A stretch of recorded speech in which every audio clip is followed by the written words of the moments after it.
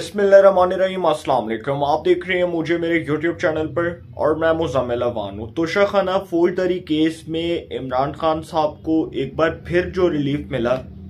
और additional session जज जफर इकबाल साहब, जिनकी अदालत में इमरान खान साहब ने पेश होना था, उस केस के ऊपर तो बाद में बात करूंगा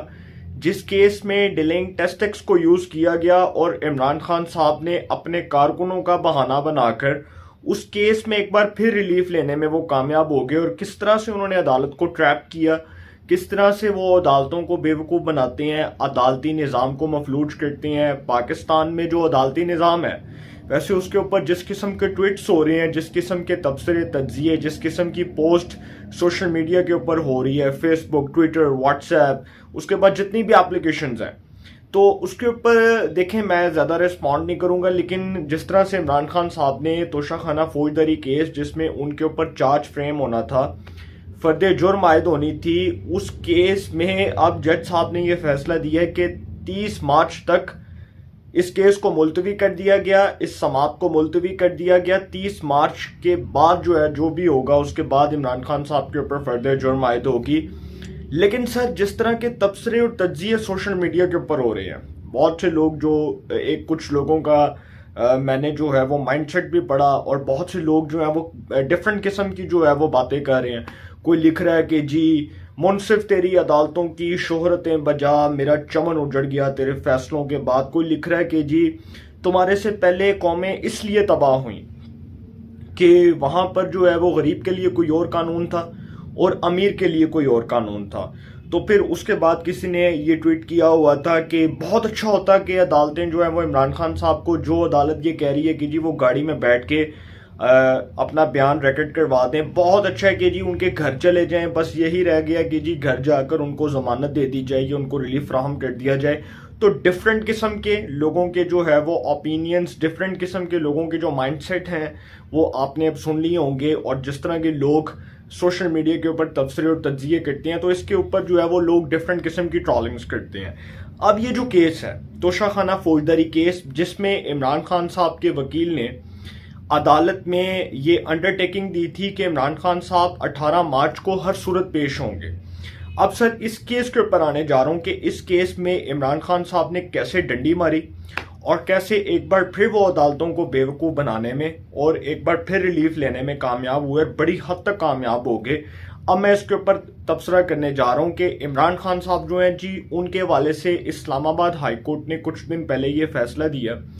कि इमरान खान साहब को जो रिलीफ मिला वो तो मिला, लेकिन साथ साथ अदालत ने इमरान खान साहब के हवाले से उनको ये मेक श्योर करते हुए बात कही कि 18 मार्च को वो तोशाखाना फौजदारी केस में सेशन जज जो हैं जफर इकबाल साहब, उनकी अदालत में पेश होंगे और उनके रूबरू पेश होकर तोशाखाना फौजदारी केस की जो है वो समाअत,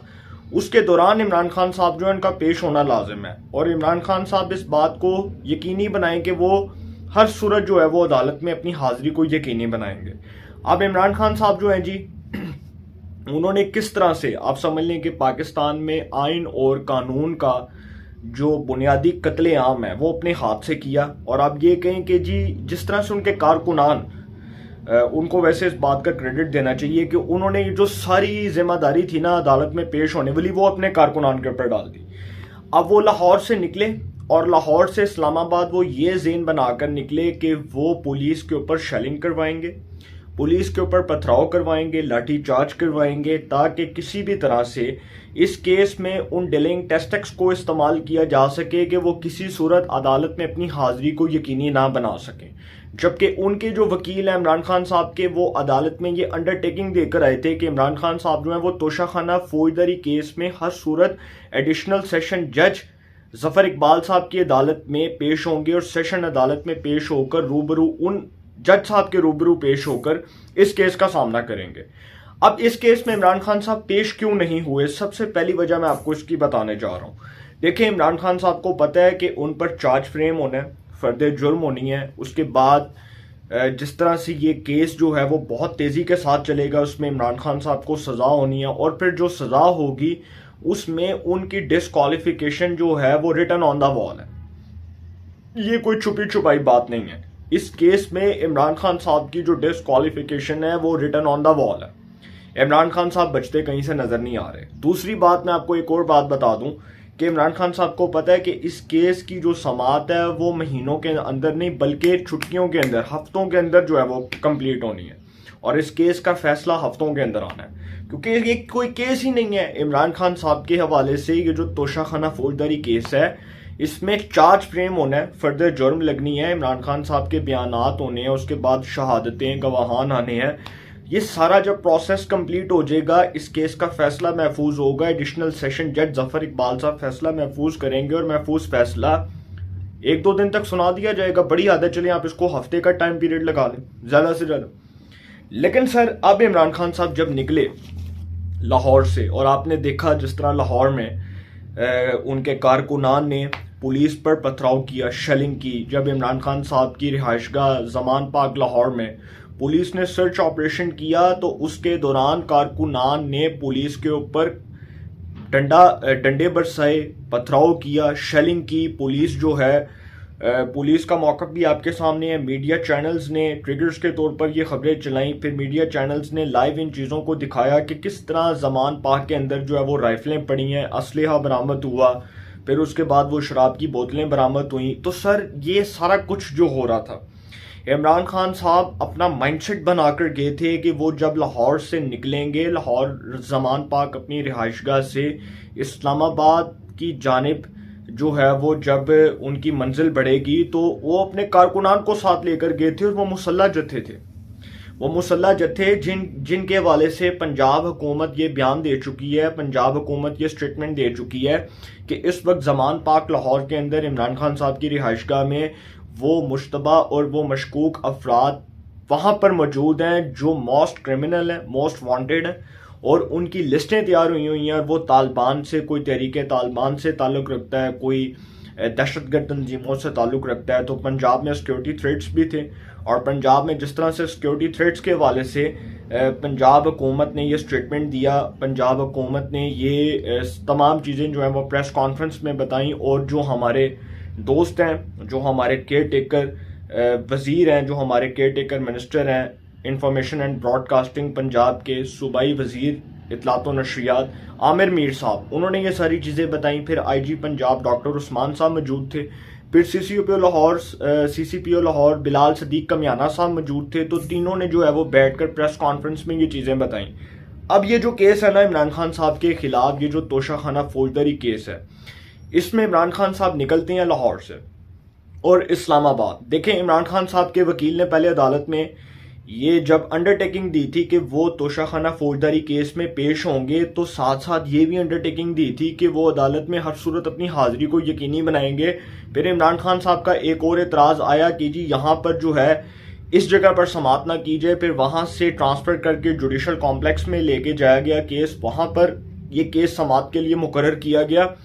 तो जब जुडिशल कॉम्प्लेक्स में इमरान खान साहब की मेन एंट्रेंस, वहाँ से गाड़ी जो है वो गुजरी, तो साथ साथ ही जी वो कारकुनों ने गाड़ी को जो है वो घेर लिया। और उसके बाद पुलिस जो है, जब पुलिस ने मुकम्मल इंतज़ाम किया था, सिक्योरिटी के तमाम इंतज़ाम, आप वैसे भी देखते हैं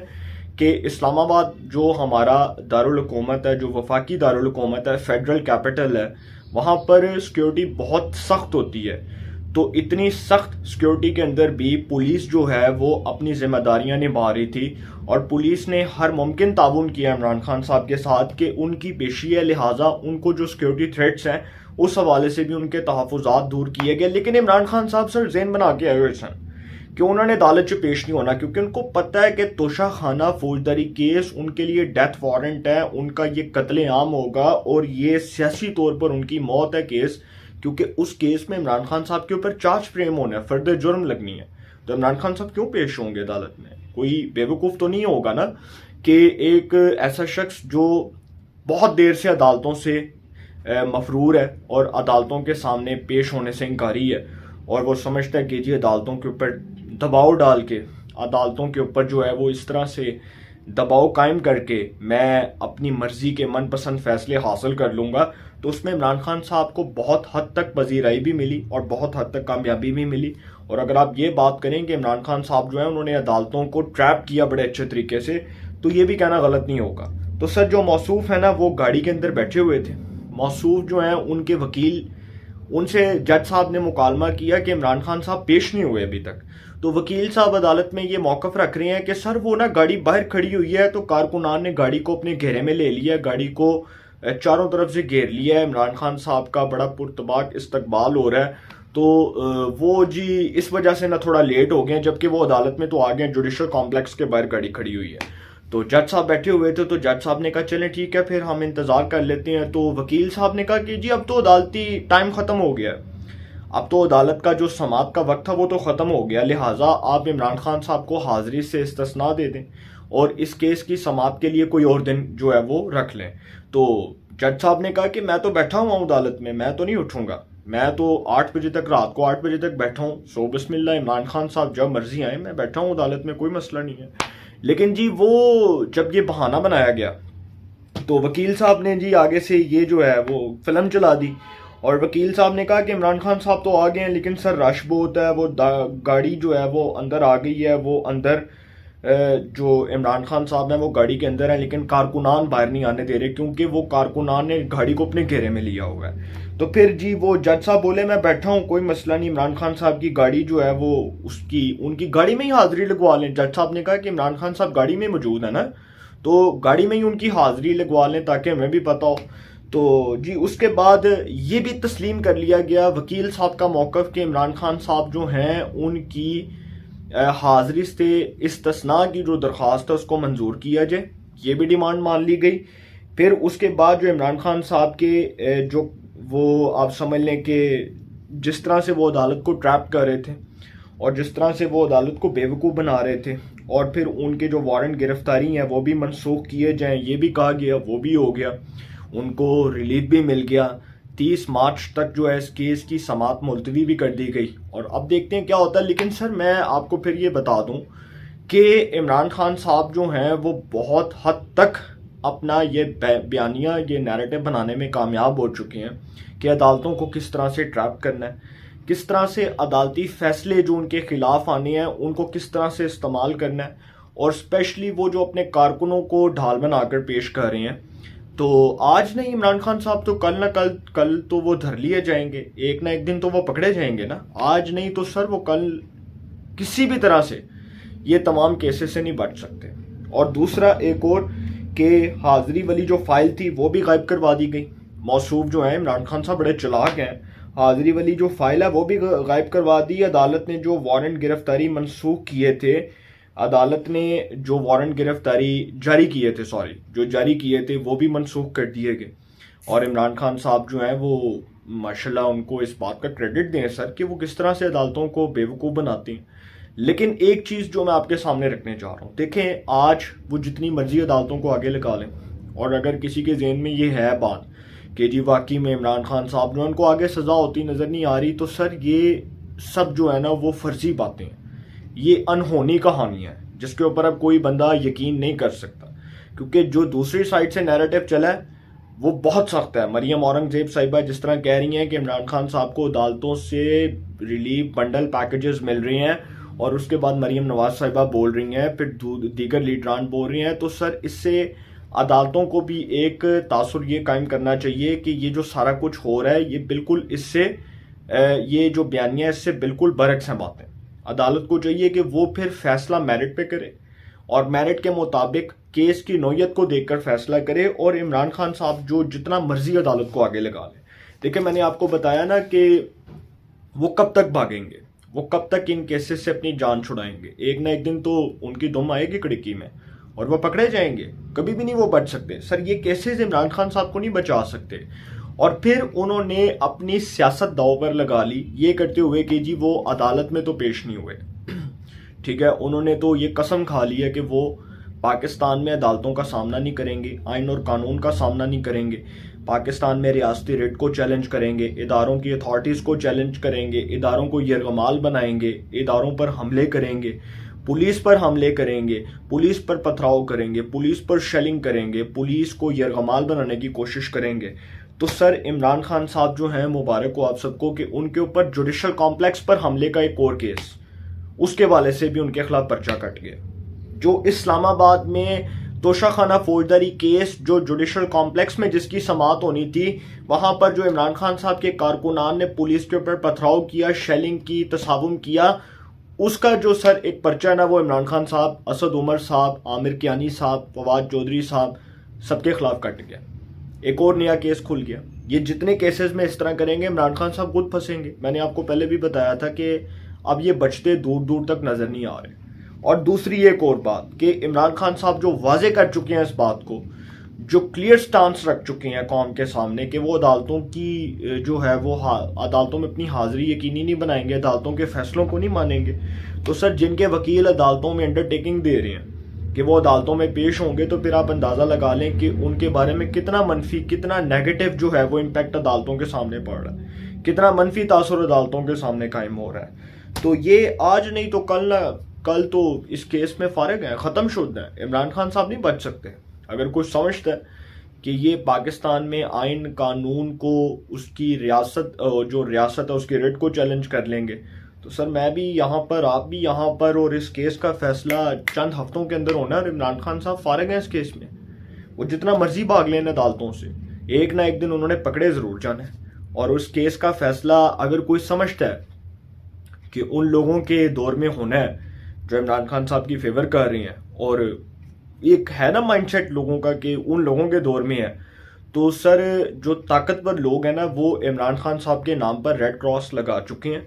क्योंकि वो समझते हैं कि इमरान खान को लाना और उनको इक़्तिदार पर मुसल्लत करना, ये पाकिस्तान में एक सबसे बड़ी संगीन गलती की थी हमने कि हम इमरान खान को इक़्तिदार में लेकर आए, वज़ारत उज़्मा के कुर्सी पर उसके मनसब पर फाइज करवाया, और अब ये गलती दोबारा नहीं दोहराई जाएगी। और फिर मैं आपको बता दूं कि जब इमरान खान साहब जो हैं उनको सज़ा होगी, तो साथ साथ आप देखेंगे उनको कैद की सज़ा भी हो सकती है, उनको 3 साल जेल भी हो सकती है। और इस केस के अंदर इमरान खान साहब बचते नज़र नहीं आ रहे। एक केस खुलता है, दूसरा केस आ जाएगा, एक केस बंद होगा, दूसरा केस खुल जाएगा, एक पर्चा जो है उसमें ज़मानत मंजूर होगी, दूसरा पर्चा बना दिया जाएगा। बचदे बुझदे कोई नहीं इमरान खान साहब। तो वो जिन्होंने शेर पढ़ा था कि मुनसिफ तेरी अदालतों की शोहरतें बजा, मेरा चमन उजड़ गया तेरे फैसलों के बाद, तो सर इमरान खान साहब बाद में कहेंगे कि मुनसिफ तेरी अदालतों की शोहरतें बजा, मेरा चमन उजड़ गया तेरे फैसलों के बाद। अपनी राय का कमेंट्स में ज़रूर इज़हार कीजिएगा। इंशाल्लाह एक नए सेगमेंट के साथ फिर मुलाकात होगी। अपना बहुत ख्याल रखिएगा। आला निगहबान।